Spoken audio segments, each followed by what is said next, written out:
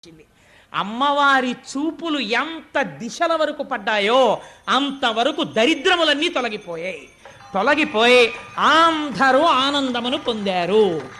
లక్ష్మీదేవి జన్మించింది ఆనాడు పాలసముద్రం దగ్గర ఉత్సవం జరిగినట్టు జరుగుతోంది. నేను ఇక్కడ నమ్మి ఒక మాట చెప్తున్నాను. ఇవాళ ఈ ఘట్టాన్ని ఎవరు విన్నారో వాళ్ళకి కొన్ని కోట్ల జన్మలు తరమవలసిన దరిద్రం నశించిపోయింది. ఇది పరమ యథార్థం. అందుకని ఆ తల్లి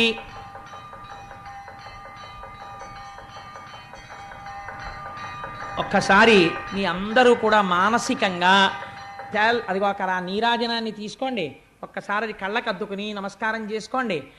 స్వామి త్రిమూర్త్యాత్మకమై దత్తాత్రేయుడై ఉన్నాడు. చక్కటి జేగంటలు మోగే ఈ దేవాలయంలోను అటువంటి పరమ పవిత్రమైనటువంటి లక్ష్మీదేవి యొక్క ఆవిర్భావము జరిగింది. ఇంకా దేవే